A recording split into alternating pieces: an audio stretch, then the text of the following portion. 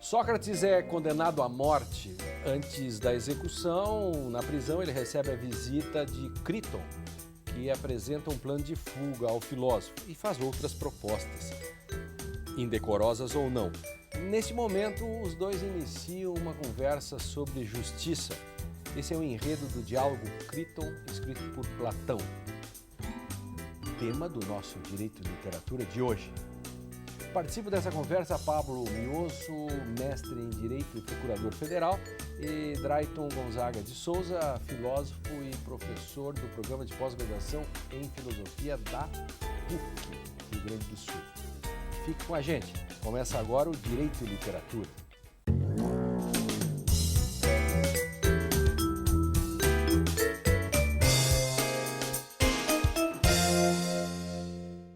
Olá, no Direito e Literatura de hoje, que tem o apoio do Programa de Pós-Graduação em Direito da Unicinos, vamos falar sobre Críton, um diálogo escrito pelo filósofo grego Platão. Trata do Sócrates, mas é pela boca de Platão.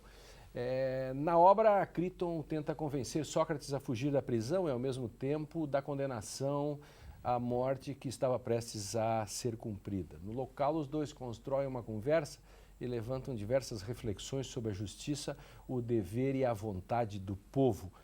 Bem, para essa conversa recebemos Pablo Mioso, mestre em Direito e Procurador Federal, e Drayton Gonzaga de Souza, que é filósofo, também com formação jurídica e professor do Programa de Pós-Graduação em Filosofia da nossa PUC do Rio Grande do Sul.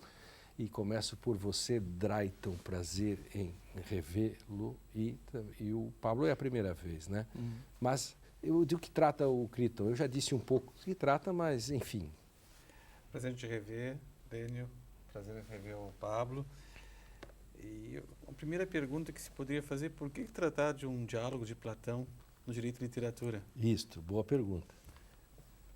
E é evidente que Platão, pelo estilo de filosofia que faz, expressa nos diálogos, tem um traço literário ímpar na história da literatura, e esse diálogo de Platão ele se insere numa trilogia, juntamente com a Apologia de Sócrates e com o Fédon, e trata do seguinte: Sócrates foi acusado, foi condenado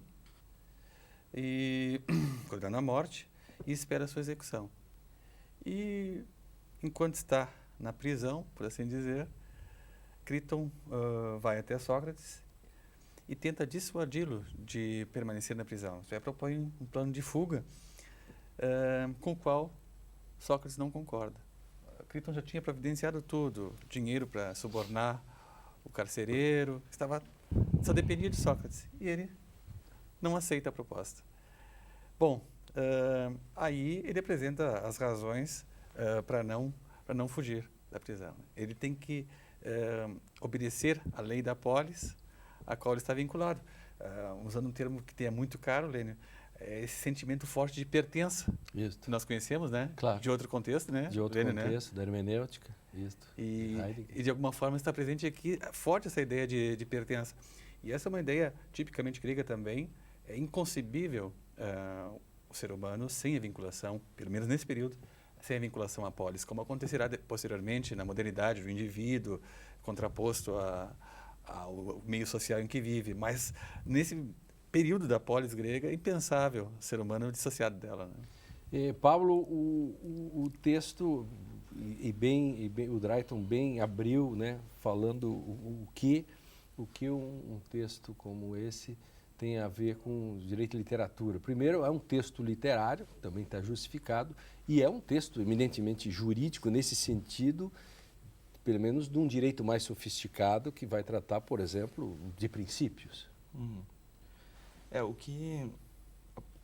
Primeiro ponto que é interessante ressaltar é que é um texto relativamente curto, aliás, bem curto, mas que tem uma densidade e uma possibilidade de exploração tanto filosófica quanto literária ainda, nosso tema aqui mais especificamente jurídica, que demandaria talvez uma dúzia de programas ou mais.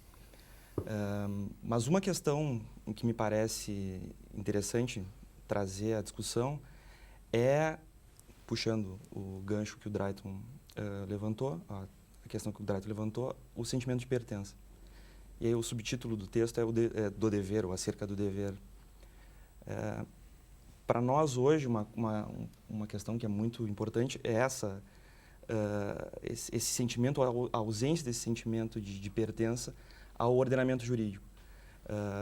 Tanto na ótica do cidadão quanto dos próprios operadores do direito, cada vez menos se tem esse sentimento. O cidadão, e parece que é da nossa cultura, infelizmente, talvez não seja, mas isso passa no dia a dia, que o cidadão não se sente vinculado pelas leis ou pelas instituições e procura sempre que possível burlar de alguma maneira as regras. Eu diria que temos mais Critons do que Sócrates. É uma tentativa constante de correção do direito a partir da moral, por exemplo. Exatamente. Uma espécie de moralização do direito. Perfeito. Argumentos metajurídicos. E, no fundo, o que o Sócrates vai, nesse sentimento de pertença, é dizer, olha, há uma autonomia do direito que sustenta a polis e a polis sustenta o direito. E, portanto, eu não posso sair daqui. Eu não posso aceitar esse convite de fuga, o que farei, né? E ele mesmo, o que dirão? O que dirão é um dos argumentos que aparece, né? E ele não pode aceitar essa proposta, porque um dos sentimentos que ele tem em relação à polis é o sentimento de gratidão. A polis que o alimentou, que o educou, vamos dizer assim. Então, já por isso seria uma razão para ele não fugir. Mesmo que tenham errado contra ele, mas por princípio deve ser mantido. Por exemplo, aparece um argumento do Criton, nesse sentido quase de correção moral, né, do direito, mas não bem nesse sentido, mas o Criton diz para ele assim, olha, tu te manteres aqui, ou tu cumprires a pena, é uma forma de injustiça. Então aparece um argumento, de certa forma, moral. E qual é o ponto que ele levanta? Ao cumprir a pena, o Sócrates vai deixar de cuidar ou de educar os filhos. E esse é um dever que ele tem. Depois, lá na frente, o Sócrates diz, olha, rebatendo o argumento do Criton, né? De fato, a família é importante, mas muito mais importante que a família é a própria polis. Isso. E aí vem a concepção de justiça que o Sócrates apresenta, que é o do cumprimento da lei. Por que isso é interessante para nós?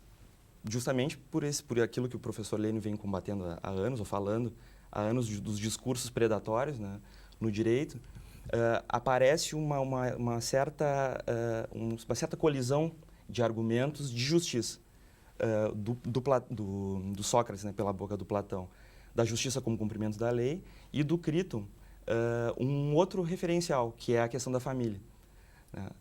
Trazendo para o debate jurídico hoje, por um juiz, por exemplo, que não tivesse muito preocupado com a concepção de justiça do Sócrates, ou de vinculação à lei, ou não tivesse sentimento de vinculação à lei, bastava colocar esses dois argumentos em ponderação.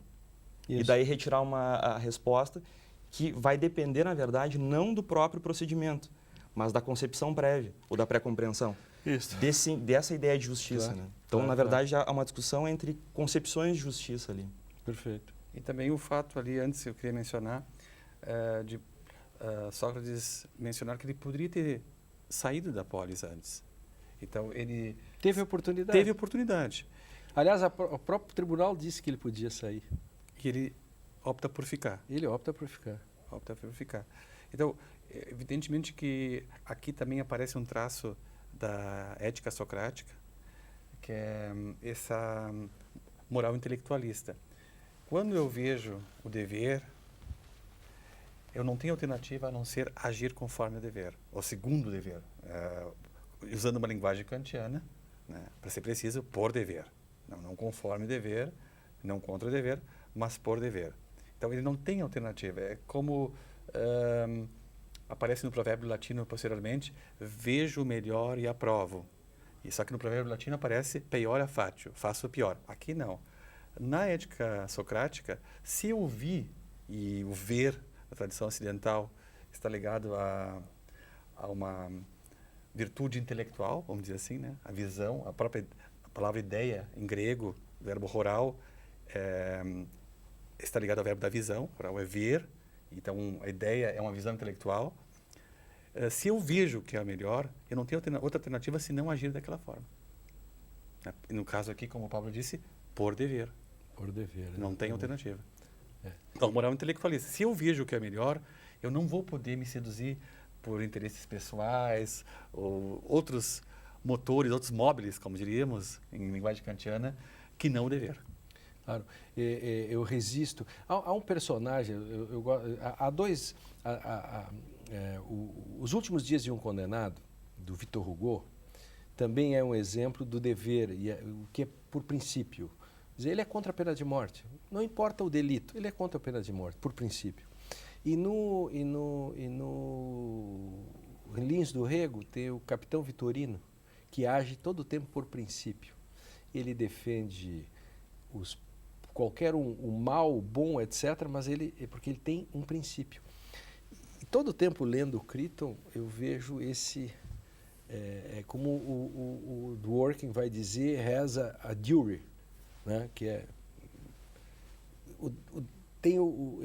o dever de, eu tenho que fazer isso. Né? Então, isso me parece que é uma lição para o direito, quando o direito tem sempre a tentação cotidiana de ser predado pela moral, pela política e pela economia. E aqui o Crichton nos ajuda a explicar isso. Com certeza. Claro que aqui no Crichton aparece a perspectiva do dever de um cidadão. Claro. Né? Isso também é um assunto que o direito pode e deve, né, se ocupar. Mas eu acho mais ilustrativo pensar nessa perspectiva do dever olhando para as instituições, para os poderes, por exemplo. Quais são os deveres que cada poder tem dentro da nossa estrutura jurídica? E isso hoje em dia está muito confundido, não se sabe bem até onde a política pode ir. É uma zona gris, né? Exatamente. Agora, por exemplo, a decisão no Supremo, caso... De ontem, né? O caso de Donovan, né? Aquele deputado. Sim. Primeiro, quer dizer, o Supremo acaba usando argumentos morais ou metajurídicos e invade a esfera. Quer dizer, a todo momento, essa tentação é muito grande, né? De se corrigir o direito da pólice. E de transcender a sua própria esfera, nesse caso, né? Exatamente.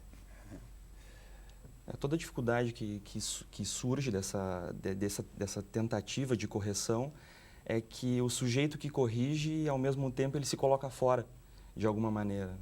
E se isso parte das instituições, faz com que todo o funcionamento do ordenamento deixe de funcionar, que é o próprio argumento que o Sócrates usa para convencer, que ele usa para convencer o Crichton. Ele diz, se eu deixar de cumprir aquilo que a polis determina, aquilo que determinou minha vida inteira, eu faço com que a própria polis sucumba. Ou seja, é a ideia de que um mero descumprimento de um cidadão ou de um indivíduo faz com que todo o sistema, entre aspas, deixe de funcionar. Então, essa ideia de dever singular, claro, ligado à polis é interessante. Por outro lado, outra questão que pode ser levantada é a da necessidade de contextualização dessa ideia de submissão à polis. Nós vamos falar isso na sequência. Quero ver o que o Drayton pensa sobre isso que tu estás dizendo, Pablo. O Direito e Literatura agora faz um rápido intervalo. Na volta a gente continua a conversa sobre o Crichton. Podia se chamar assim, Crichton, uma questão de princípio. Um diálogo escrito por Platão. Nós já voltamos, não saia daí.